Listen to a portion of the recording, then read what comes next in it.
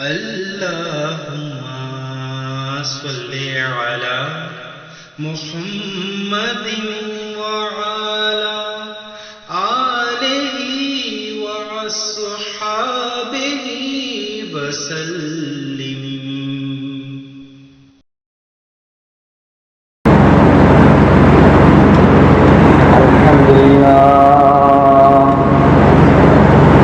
الحمد لله نحمده ونستعينه ونستغفره ونؤمن به ونتوكل عليه ونعوذ بالله من شرور أنفسنا ومن سيئات أعمالنا.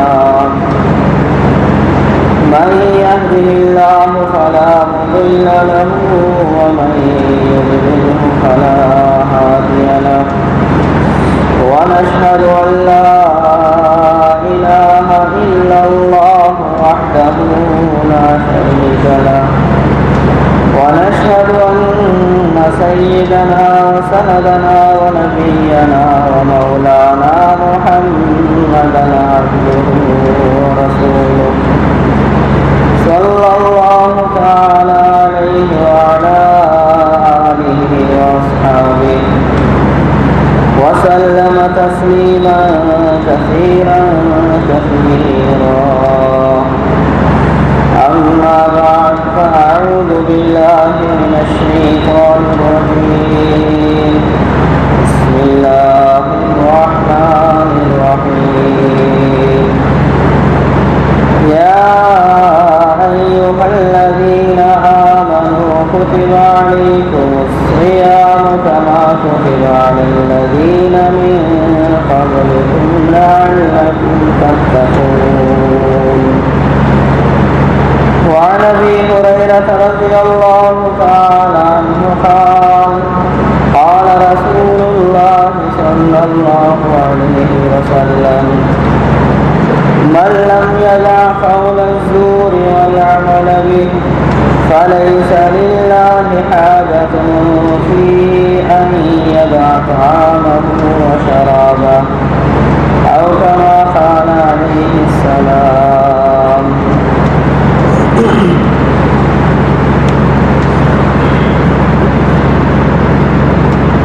قابل احترام دوستوں بزرگوں،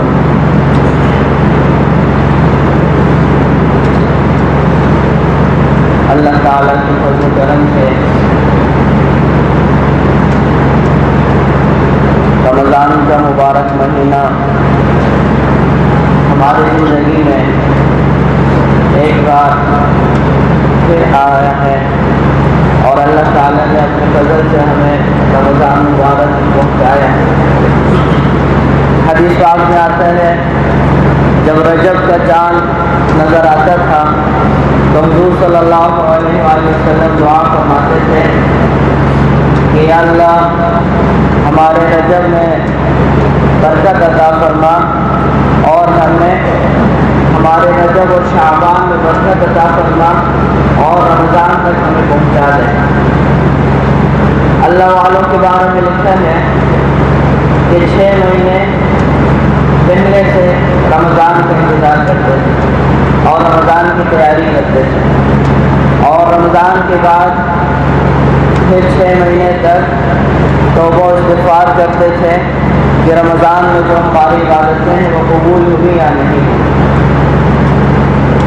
تو قدر کرنے والوں نے رمضان المبارک کی صحیح قدر کی اور حق ادا کرنے والوں نے رمضان المبارک کے صحیح حق ادا کیا. اللہ تعالیٰ ہمیں بھی رمضان المبارک کی قدر کرنے کی توفیق عطا فرمائے اور صحیح معنی میں رمضان المبارک کا حق ادا کرنے کی توفیق عطا فرمائے.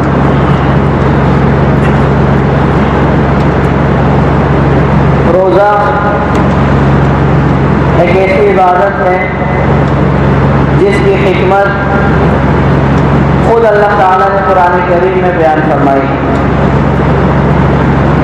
اللہ تعالیٰ حاکم بھی ہے اور حکیم بھی ہے. حاکم کا مطلب یہ ہے کہ اللہ تعالیٰ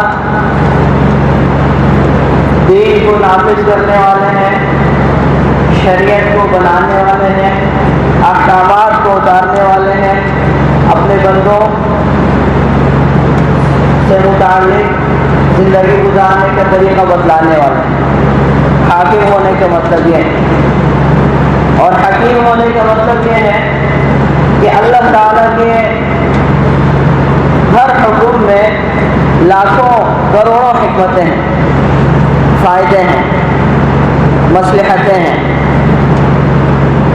اب چاہے وہ مصلحت اور حکمت اور فائدہ ہمیں سمجھ میں آئے یا نہ آئے، لیکن اللہ تعالیٰ کا ہر حکم وہ کروڑوں حکمتوں سے بھرپور ہے اور کروڑوں حکمتوں سے فائدوں سے بھرا ہوا ہے۔ اس لیے کہ اللہ تعالیٰ کی ذات حاکم بھی ہے اور حکیم بھی ہے۔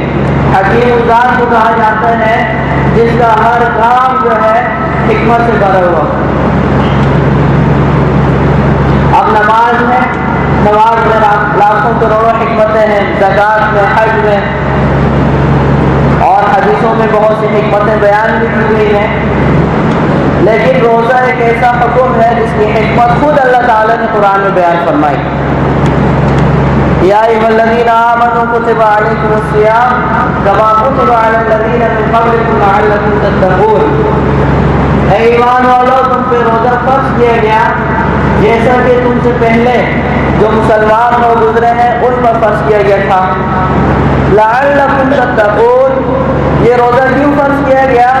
تاکہ تم پرہیزگار بن جاؤ، تمہارے اندر تقوی کی صفت پیدا ہو جائے، تم متقی ہو جاؤ، تم خدا ترس ہو جاؤ، تمہارے دل میں خوف خدا پیدا ہو جائے، اس لیے تم پہ روزہ فرض کیا گیا۔ اب حکمت اللہ تعالیٰ کا خود بیان فرما دی۔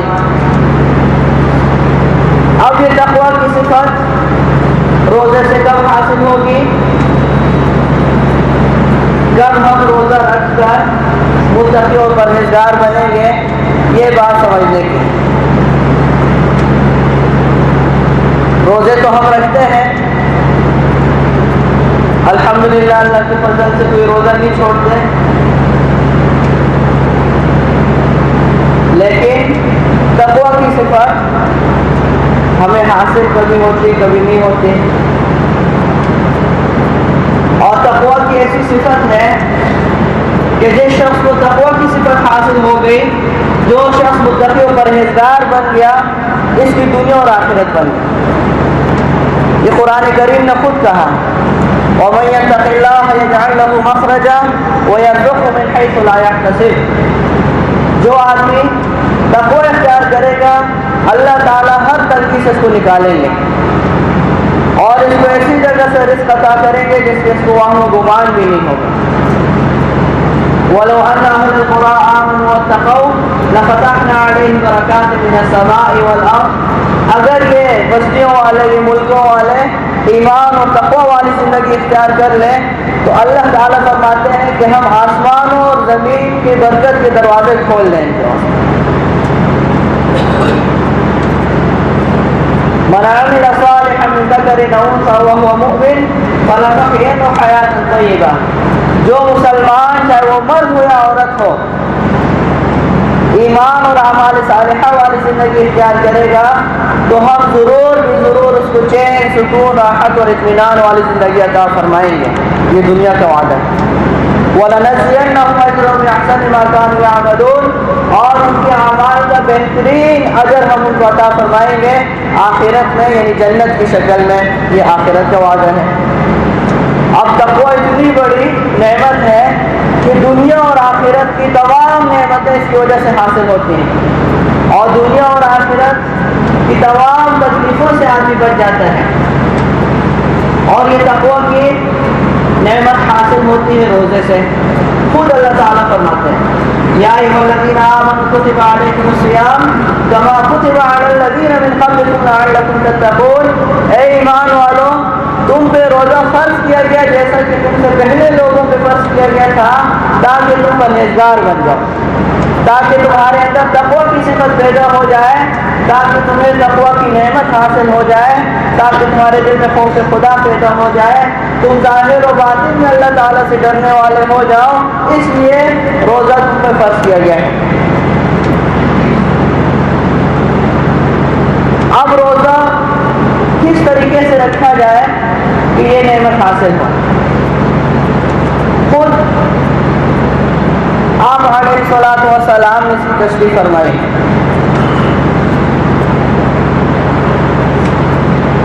एक हदीस पाक में आता है अन अबी हुरैरा रज़ियल्लाहु तआला अन्हु क़ाल क़ाल रसूलुल्लाह सल्लल्लाहु अलैहि वसल्लम कुल्लु अमल इब्न आदम युज़ाफ अल हसनतु बिअश्रि अमसालिहा इला 700 ज़िअफ़।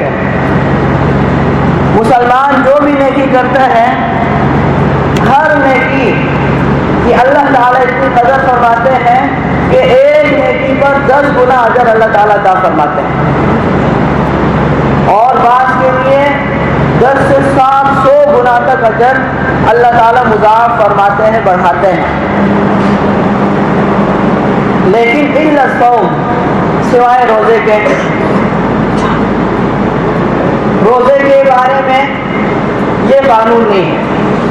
रोज़े के लिए कानून क्या है?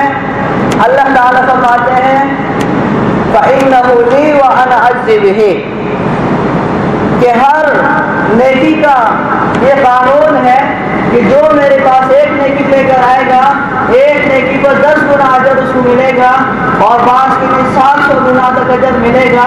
लेकिन रोज़े के लिए ये कानून नहीं है। रोज़ा चूँकि मेरे लिए रखा है, इसलिए मैं खुद ही रोज़े का बदला दूंगा। अब बाकी अमाल भी इंसान अल्लाह के लिए करता है, लेकिन रोज़े के बारे में ये कहा गया कि रोज़ा मेरे लिए रखा है। अब नमाज भी हम अल्लाह के लिए पढ़ते हैं, ज़कात भी अल्लाह के लिए देते हैं, हज भी अल्लाह के लिए करते हैं, सदका खैरात भी अल्लाह के लिए करते हैं। लेकिन रोज़े के बारे में अल्लाह ताला फरमाते हैं कि रोज़ा मेरे लिए रखा है। बाकी अमाल जो है फरिश्तों को कहा गया तुम उनका बदला दो, लेकिन रोज़े का बदला जो है मैं खुद दूंगा, इसलिए कि रोज़ा मेरे लिए रखा है, मैं खुद ही इसका बदला दूंगा। आगे वजह बयान की, खुद अल्लाह ताला फरमाते हैं, हदीस कुदसी है, यदअु शहवतहु व तआमहु मिन अजली, कि रोज़ेदार जो है सिर्फ मेरी खातिर और मेरी रज़ा के वास्ते अपनी जायज़ ख्वाहिशात से रुके रहता है और खाने पीने से रुके रहता है। अब नमाज हम पढ़ते हैं, नमाज की एक ज़ाहिरी शक्ल है, सबको वो शक्ल नज़र आती है कि भाई ये शख्स नमाज पढ़ रहा है, कभी क़याम की हालत है, कभी रुकू है, कभी सजदा है। इसी तरह जब हम ज़कात देते हैं तो और किसी को पता न चले, जिसको देते हैं उसको तो पता चल ही जाता है, हज का भी सब लोगों को पता चल जाता है। लेकिन रोज़ा एक ऐसी इबादत है कि रोज़े का पता या तो यहाँ बंदे को है और या वहाँ अल्लाह को, बाकी किसी को भी पता नहीं चलता। यानी बंदे और उसके अल्लाह का मामला है, बाकी किसी को भी पता नहीं चलता कि कोई शख्स को रोज़ा है या नहीं। इसलिए अल्लाह ताला ने फरमाया या अय्युहल्लज़ीना आमनू कुतिबा अलैकुमुस्सियाम कमा कुतिबा अलल्लज़ीना मिन क़ब्लिकुम लअल्लकुम तत्तक़ून, तुम पे रोज़ा इसलिए फर्ज किया गया ताकि तुम्हारे अंदर तक़वा पैदा हो जाए। अब देखिए रोज़े का पता किसी को नहीं चलता सिवाय उस शख्स के और अल्लाह ताला के। तो जो शख्स अल्लाह ताला की रज़ा के वास्ते रोज़ा रखता है, उसमें तक़वा की सिफत ज़रूर पैदा होते हैं।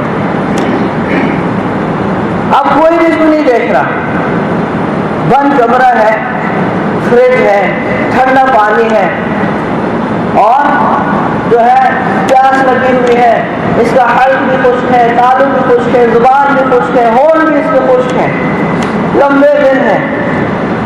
लेकिन ये अल्लाह ताला की खौफ से और अल्लाह ताला की रज़ा के वास्ते एक कतरा भी अपने हल से नीचे नहीं करता।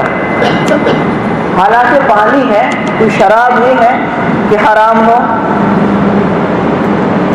अपने खून पसीने की कमाई है, अपना फ्रिज है, अपना घर है, ठंडा पानी है, प्यास भी लगी हुई है, लेकिन अल्लाह ताला की रज़ा के वास्ते ये मुसलमान बंदा एक कतरा भी अपने हल से नीचे नहीं करता, अपनी जुबान तक गिली नहीं करता कि मेरा रोज़ा है। तो जो शख्स पूरा महीना इस तरह अल्लाह ताला की रज़ा के वास्ते रोज़ा रखेगा, इसके अंदर तक़वा की सिफत कैसे पैदा नहीं होगी? جو آدمی حلال کو اللہ کی رضا کے واسطے اپنے اوپر حرام کرتا ہے. پانی پینا حلال ہے، اپنے خون پسینے کی کمائی حلال ہے، لیکن اللہ کی رضا کے واسطے نہ یہ پانی پیتا ہے، نہ یہ کھانا کھاتا ہے، نہ اپنی بیوی کے سامنے جاتا ہے، نہ بیوی کے پاس جاتا ہے، صرف اس لیے کہ اللہ تعالیٰ نے روزے میں ان چیزوں کو حرام کرا دیا. جو شخص اللہ کے حلال کی ہوئی چیزوں کو اللہ کے حکم کی وجہ سے اپنے اوپر حرام کرتا ہے، تو جن چیزوں کو اللہ تعالیٰ نے ساری زندگی کے لیے حرام کرا دیا ان کو کیسے یاد لگائیں؟ یہ ہے روزے کا فلسفہ. لعلکم تتقون کا مطلب اب صرف ایک مہینے کے لیے اللہ تعالیٰ نے دن میں ہمیں فرمایا کہ بھی کھانا تم پر حرام ہے، پانی پینا تمہارے لیے جائز نہیں ہے، اپنی بیوی کے پاس جانا تمہارے لیے جائز نہیں ہے. دن میں رات کے وقت پھر اجازت ہے. اب یہ آدمی سوچیں کہ جب میں اللہ تعالیٰ کی رضا کے واسطے ان چیزوں کو اپنے اوپر حرام کرا دے رہا ہوں جن کو اللہ تعالیٰ نے ایک مہینے کے لیے صرف دن میں ہم مجھ سے چھڑوایا ہے، تو جن چیزوں کو اللہ نے ہمیشہ کے لیے موت تک کے لیے حرام قرار دیا ہے اور جن سے روزہ ساری زندگی کا ہے، ان کے قریب جانا پھر میرے کہاں جائز ہوگا؟ اب جھوٹ ہے، جھوٹ سے روزہ ساری زندگی کا ہے، غیبت سے روزہ ساری زندگی کا ہے، بد نظری سے روزہ جو ہے ساری زندگی کا ہے، بدگوئی سے روزہ ساری زندگی کا ہے، حرام خوری سے روزہ ساری زندگی کا ہے، کسی غیر محرم عورت کو دیکھنے سے روزہ ساری زندگی کا ہے. اب جو آدمی اپنے خون پسینے کی کمائی کو ہاتھ نہیں لگا رہا، یہ ذرا سوچے تو کہ یہ میرے اپنے خون پسینے کی کمائی ہے اور یہ ایسی چیز نہیں ہے کہ جو فی نفس ہی حرام ہو. اللہ نے صرف ایک مہینے کے لیے مجھے ان سے منع رکھا ہے، تو جن چیزوں سے اللہ نے ساری زندگی کے لیے روزے رکھا ہے ان کی طرف میں کیوں جاتا ہوں؟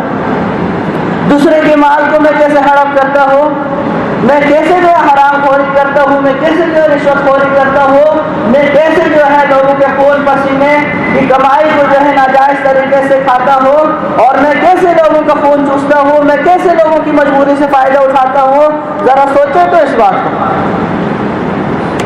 تقویٰ کی صفت روزے سے کیوں حاصل ہو رہی ہے؟ لعلکم تتقون، اللہ تعالیٰ نے خود فرمایا ہے کہ تم پر روزہ اس لیے فرض کیا گیا تاکہ تمہارے اندر تقویٰ کی صفت پیدا ہو جائے.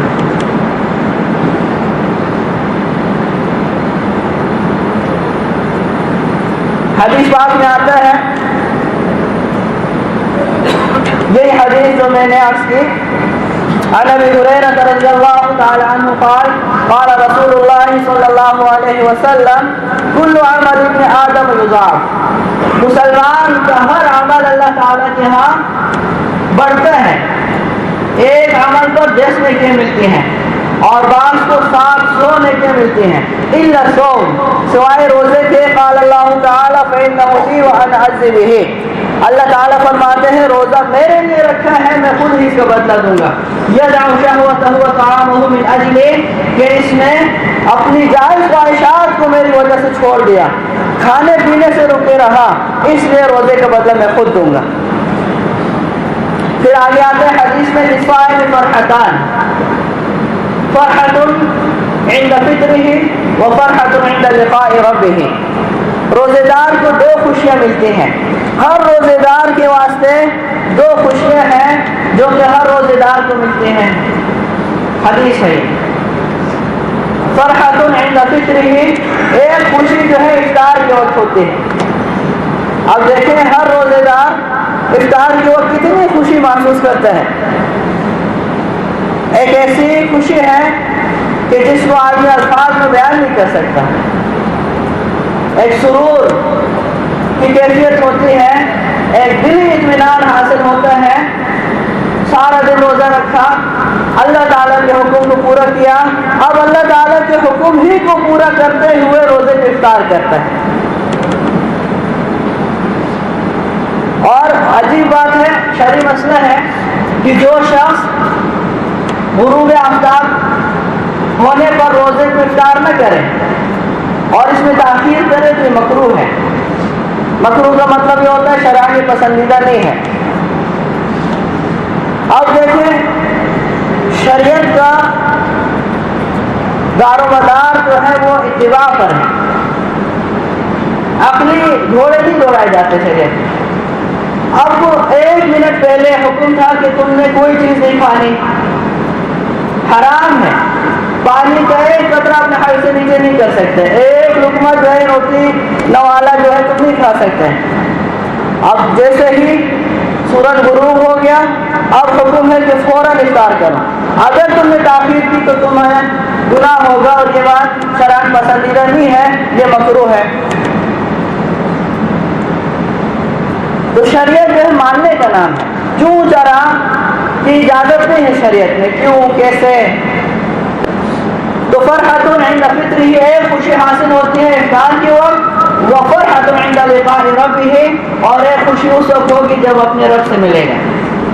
روزے دار جب اپنے رب سے ملے گا اور اپنے رب کے سامنے حاضر ہوگا اور اللہ تعالیٰ سے ملاقات جب ہوگی تو اس وقت اللہ تعالیٰ اس کو خوش کر دیں گے۔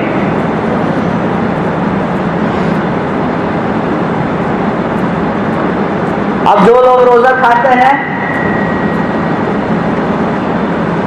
ان پہ بھی دن گزرا، ان پہ بھی سورج غروب ہوا لیکن کوئی خوشی نہیں، دل مرجھایا ہوا ہے، چہرہ مرجھایا ہوا ہے، دن ان پہ بھی گزر گیا اور جن لوگوں نے روزہ رکھا ان پہ بھی دن گزر گیا۔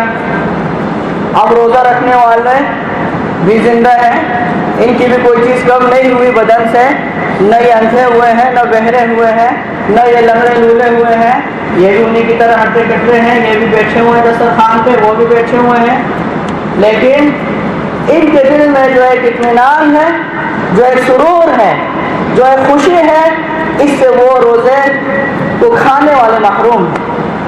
اور اسی طرح اگر یہ توبہ کیے بغیر دنیا سے چلے گئے تو جب اپنے رب سے ملیں گے اس وقت بھی ان کا چہرہ مرجھایا ہوگا، اس وقت بھی ان کے دل میں کوئی خوشی نہیں ہوگی، اس وقت بھی پریشان ہوں گے۔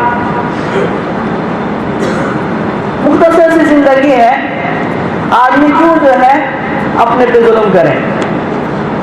اللہ تعالیٰ کا کوئی نقصان نہیں کرتا، جو شخص اللہ اور رسول کو ناراض کرتا ہے یہ اپنا نقصان کرتا ہے، لا یضر الا نفسہ، صرف اپنا نقصان کرتا ہے۔ پھر آگے آیا وَلَخَلُوفُ فَمِ الصَّائِمِ أَطْيَبُ عِندَ اللَّهِ مِن رِيحِ الْمِسْكِ، روزے دار کے منہ کی جو بدبو ہے اللہ تعالیٰ کے ہاں مشک سے زیادہ پسندیدہ ہے۔ روزے دار کے منہ کی بدبو کا مطلب یہ ہے کہ معدے کے خالی ہونے کی وجہ سے معدے سے ایک بدبو اٹھتی ہے جو روزے دار کے منہ سے بھی آتی ہے، تو یہ بدبو اللہ تعالیٰ کے ہاں مشک سے بھی زیادہ پسندیدہ ہے۔ یہ مطلب نہیں ہے کہ اس کے دانت گندے ہیں، یہ تو اچھی بات نہیں ہے۔ حضور صلی اللہ علیہ وآلہ وسلم کے دانت مبارک اتنے صاف ہوتے تھے اور اتنے چمکتے تھے کہ جب حضور علیہ السلام تبسم فرماتے تھے تو نور نکلتا تھا، اور حضور صلی اللہ علیہ وسلم مسواک کی بہت کثرت فرماتے تھے۔ حضرت عامر بن ربیعہ رضی اللہ تعالیٰ عنہ فرماتے ہیں کہ میں نے اتنی مرتبہ حضور علیہ السلام کو روزے کی حالت میں مسواک کرتے ہوئے دیکھا ہے کہ میں گن نہیں سکتا ہوں۔ تو روزے کی حالت میں بھی مسواک کرنا یہ سنت ہے، شروع دن میں بھی سنت ہے، آخر دن میں بھی سنت ہے۔ ہاں باقی جو وہ ٹوتھ پیسٹ وغیرہ ہے یا منجن وغیرہ ہے جن کے ذرات اندر جانے کا خطرہ ہے وہ مکروہ ہے، لیکن مسواک حضور علیہ السلام سے ثابت ہے۔ اس حدیث کا میں نے حوالہ دیا کہ عامر بن ربیعہ رضی اللہ تعالیٰ عنہ فرماتے ہیں کہ میں نے اتنی مرتبہ دیکھا ہے یتوسط وہو صائم، روزے کی حالت میں حضور علیہ السلام مسواک فرماتے تھے، میں گن بھی نہیں سکتا ہوں۔ تو روزے دار کے منہ کی بدبو کا مطلب یہ ہے کہ معدے کے خالی ہونے کی وجہ سے جو بدبو اٹھتی ہے وہ اللہ تعالیٰ کو مشک سے بھی زیادہ پسندیدہ ہے۔ اور آگے فرمایا وَالصِّيَامُ جُنَّةٌ، یہ ایک ہی حدیث، وَالصِّيَامُ جُنَّةٌ، روزہ جو ہے یہ ڈھال ہے۔ ڈھال کس کو کہتے ہیں؟ پہلے زمانے میں تلواروں کی لڑائیاں ہوتی تھیں، نیزوں کی، تیروں کی لڑائیاں ہوتی تھیں، تو جو لڑنے والے ہوتے تھے وہ اپنے پاس تلوار کے وار کو بچانے کے لیے ڈھال رکھتے تھے، ڈھال سے اپنے آپ کو بچایا کرتے تھے تلوار، تیر اور نیزوں کے وار سے۔ اس کو ڈھال کہتے ہیں، جلہ عربی میں اس کو کہتے ہیں۔ تو روزہ جو یہ ڈھال ہے، ڈھال ہونے کا مطلب لکھا ہے کہ دنیا میں گناہوں سے ڈھال ہے اور آخرت میں دوزخ کے عذاب سے ڈھال ہے۔ دنیا میں گناہوں سے ڈھال ہونے کا مطلب یہ ہے کہ روزے دار کو چاہیے کہ وہ گناہوں سے اپنے آپ کو روکے رکھیں، گناہوں سے آپ کو بچائے رکھیں۔ اور عجیب بات یہ ہے کہ روزہ خود اس کو جو ہے گناہوں سے بچانے کی دعوت دیتا رہتا ہے۔ جیسا کہ میں نے عرض کیا کہ روزہ اس کو کیا کہتا ہے کہ یہ چیزیں تو اللہ نے ایک مہینے کے لیے حرام کی ہیں، جھوٹ تو ساری زندگی کے لیے حرام ہے، غیبت تو ساری زندگی کے لیے حرام ہے، بد نظری تو ساری زندگی کے لیے حرام ہے، بدگوئی تو ساری زندگی کے لیے حرام ہے، حرام خوری تو ساری زندگی کے لیے حرام ہے۔ روزہ خود اس بات کو بتاتا ہے کہ تم اللہ تعالیٰ کے بندے ہو، جس طرح اللہ تعالیٰ کی رضا کے واسطے ایک مہینے کے لیے تم ان حلال چیزوں سے بچے ہوئے ہو، تو جو چیزیں ہمیشہ کے لیے حرام ہیں ان سے بھی اپنے آپ کو بچاؤ۔ والصیام جنہ۔ اب عجیب بات ہے، روزہ بھی رکھا ہے اور بد نظری بھی ہو رہی ہے، بیٹھے ہوئے ہیں ٹی وی دیکھ رہے ہیں اور جو ہے بد نظری ہو رہی ہے، کہتے ہیں روزہ گزر جائے گا، روزہ بہل جائے گا۔ روزہ اس طرح بہلتا نہیں ہے، روزے کے انوارات ختم ہو جاتے ہیں، بلکہ بعض حضرات کے نزدیک تو غیبت سے روزہ ٹوٹ جاتا ہے۔ حضرت سفیان ثوری رحمہ اللہ فرماتے ہیں، ایک حدیث پاک میں آتا ہے حضرت عبید حضور صلی اللہ علیہ وآلہ وسلم کے آزاد کرتا غلام ہے، حاضر خدمت ہوئے، یا رسول اللہ دو عورتیں ایسی ہیں جنہوں نے روزہ رکھا ہے اور اب دوپہر کا وقت ہے، وہ بالکل جاں بلب ہیں، مرنے کے قریب ہیں، اور اگر انہوں نے روزہ نہیں توڑا تو قریب ہے کہ وہ مر جائیں گے۔ تو حضور صلی اللہ علیہ وآلہ وسلم نے حضرت عبید رضی اللہ عنہ کی بات کی طرف توجہ نہیں دی اور اعراض فرما دیا۔ دوبارہ انہوں نے عرض کیا کہ یا رسول اللہ دو عورتیں ایسی ہیں کہ بالکل مرنے کے قریب ہیں، آپ ان کے بارے میں کوئی فیصلہ کریں، کوئی حکم دیں کہ اب ان کا کیا کیا جائے۔ تو حضور صلی اللہ علیہ وآلہ وسلم نے ایک بڑا پیالہ منگایا اور فرمایا کہ یہ ان کے پاس بھیجو اور ان کو کہو کہ اس میں قے کریں، الٹی کریں اس میں۔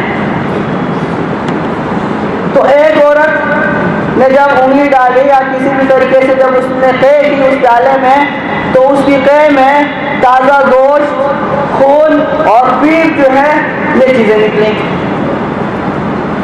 اب وہ حیران ہے کہ میں نے تو یہ چیزیں کھائی نہیں۔ اب دوسری عورت کے پاس جب وہ پیالہ دیا گیا، اس نے بھی جب قے کی تو یہی چیزیں نکلیں۔ تو حضور صلی اللہ علیہ وآلہ وسلم نے فرمایا کہ ان عورتوں نے اللہ تعالیٰ کے حلال مال میں سے روزہ رکھا، لیکن حرام چیزوں سے روزے کو خراب کر دیا۔ اور یہ دونوں عورتیں لوگوں کے گوشت کھانے میں لگی ہوئی تھیں، یعنی غیبت کر رہی تھیں۔ کسی کی غیبت کرنا ایسا ہے، قرآن میں آتا ہے جیسا کہ اپنے مردے بھائی کا گوشت کھانا۔ اب کسی کے گھر میں بھائی فوت ہو گیا اور یہ کہتا ہے لاؤ بھائی چھری لاؤ اور لاؤ جو ہے آلات لاؤ تاکہ آج ہم جو ہے اس کی سبزی بنائیں اور کباب بنائیں، اس آدمی کو لوگ کیا کہیں گے؟ اسی طرح قرآن میں ہے أَيُحِبُّ أَحَدُكُمْ أَن يَكُونَ لَحْمُ أَخِيهِ مَيْتًا فَكَرِهْتُمُوهُ وَاتَّقُوا اللَّهَ۔ کیا تم میں سے کوئی اس بات کو پسند کرتا ہے کہ اپنے مردے بھائی کا گوشت کھائے؟ جیسے تم اس کو پسند نہیں کرتے ہو، اسی طرح اللہ سے ڈرو۔ غیبت کرنا بھی اپنے مردے بھائی کا گوشت کھانا ہے کہ وہ اس وقت موجود نہیں ہے، وہ اپنا دفاع بھی نہیں کر سکتا، اور تم جو ہے بہادر بنے ہوئے ہو اور اس کی جو ہے برائیاں لوگوں کے سامنے بیان کر رہے ہو۔ غیبت اس کو کہا جاتا ہے کہ جو برائی موجود ہے اس کو بیان کیا جائے، اور جو چیز موجود نہیں ہے وہ پھر بہتان ہے، وہ اور بڑا گناہ ہے۔ اور بعض لوگ کہتے ہیں کہ میں اس کے منہ پہ بھی کہہ سکتا ہوں، تو منہ پہ کہنا تو یہ پھر اس کی تنزیل ہے، اس کی توہین ہے، یہ الگ گناہ ہے۔ اس سے کوئی غیبت حلال تو نہیں ہو جاتی؟ لوگ کہتے ہیں میں اس کے منہ پہ بھی کہہ سکتا ہوں۔ اگر تم اس کے منہ پہ کہو گے، تم ایک مسلمان کی بے احترامی کرو گے، ایک مسلمان کو ذلیل کرو گے، ایک مسلمان کی توہین کرو گے، تو جیسے وہاں تم پہ اللہ تعالیٰ کا غصہ ہے، یہاں بھی اللہ کا غصہ ہے، بہتان کی صورت میں بھی اللہ کا غصہ ہے۔ اس حدیث سے یہ بات بھی معلوم ہوئی کہ جو لوگ روزہ رکھ کر گناہ نہیں چھوڑتے ان پہ روزہ بڑا بھاری ہو جاتا ہے۔ اس حدیث سے یہ بات بھی معلوم ہوئی کہ جو لوگ روزہ بھی رکھتے ہیں اور پھر اللہ تعالیٰ کی نافرمانیاں بھی کرتے رہتے ہیں تو ایسے لوگوں کا روزہ بڑا بھاری ہو جاتا ہے۔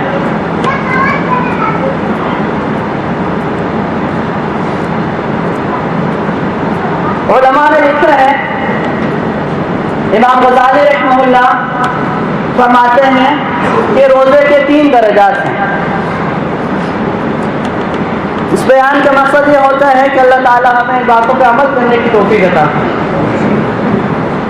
حضرت امام غزالی رحمہ اللہ حجت الاسلام جن کو لقب دیا ہے پوری امت نے، وہ فرماتے ہیں کہ روزے کے 3 درجات ہیں۔ ایک روزہ ہے عام، ایک روزہ ہے خاص، اور ایک ہے خاص الخاص۔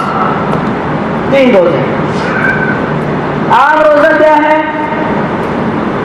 کہ شکم اور شرمگاہ کے تقاضوں سے اپنے کو روکے رکھنا، پیٹ اور خواہشات سے اپنے آپ کو روکے رکھنا، یہ عام روزہ ہے جو ہم رکھتے ہیں، جس کی تفصیلات کتب فقہ میں بیان کی گئی ہیں کہ کن صورتوں میں روزہ ٹوٹتا ہے، کن صورتوں میں روزہ نہیں ٹوٹتا۔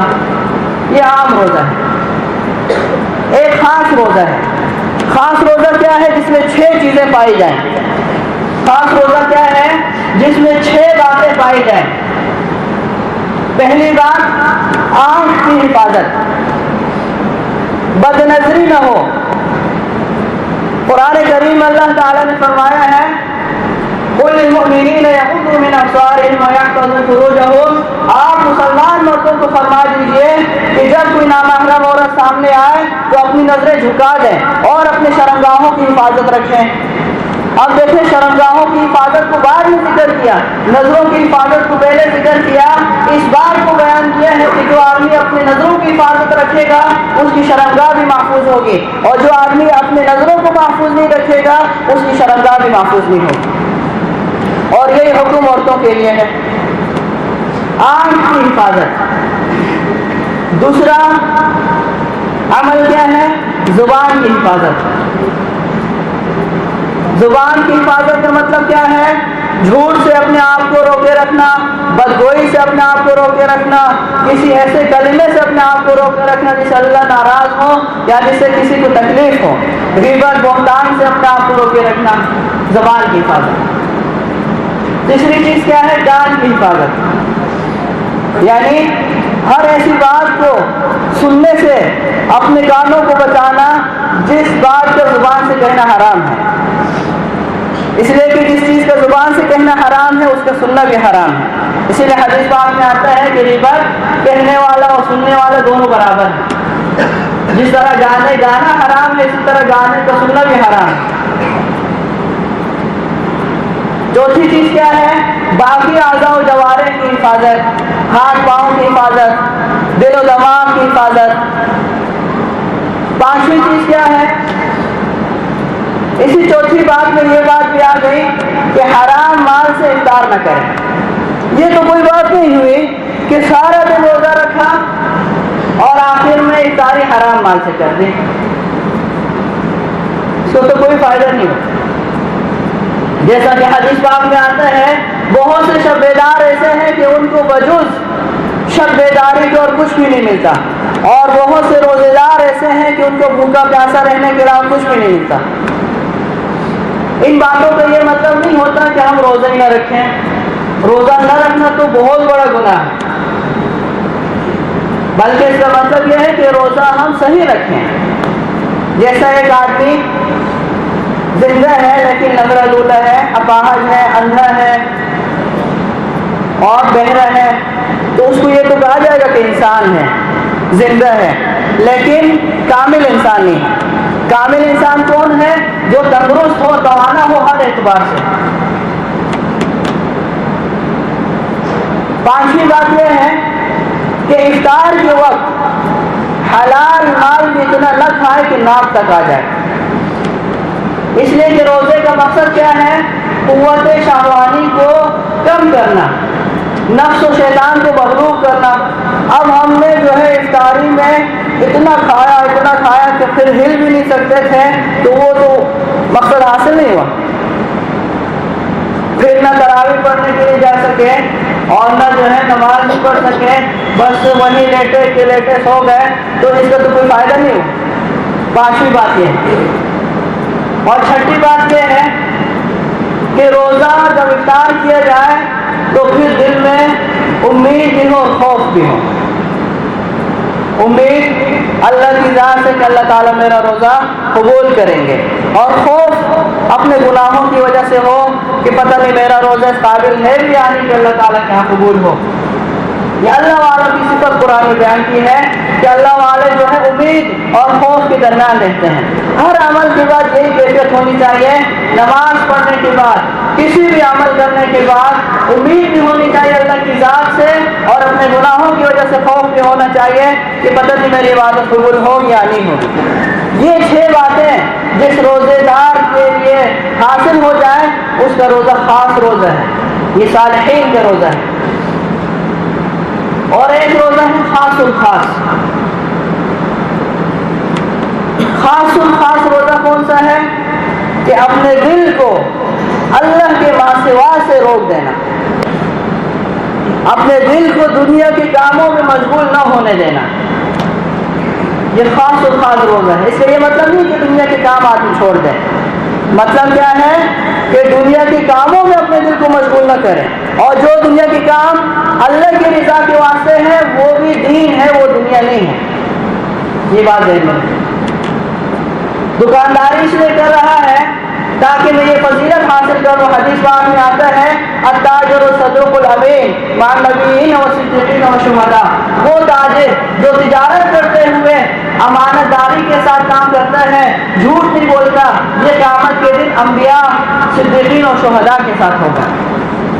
اس لیے دکانداری کر رہا ہے تاکہ میں کسی کے سامنے ہاتھ نہ پھیلاؤں، اس لیے دکانداری کرتا ہے، اس لیے ملازمت کرتا ہے کہ اللہ تعالیٰ نے میرے ذمے جو بیوی بچوں کی کفالت رکھی ہے، اللہ تعالیٰ نے میرے ذمے جو ماں باپ کی کفالت رکھی ہے، اللہ تعالیٰ نے میرے ذمے جو رشتہ داروں کی کفالت رکھی ہے، اللہ تعالیٰ نے میرے ذمے جو دین کی خدمت رکھی ہے، میں اس کو صحیح معنی میں ادا کروں، اس لیے میں ملازمت کرتا ہوں، تجارت کرتا ہوں۔ یہ اگرچہ ملازمت کے لیے جا رہا ہے لیکن یہ دینداری میں لگا ہوا ہے، یہ دنیا داری میں نہیں لگا۔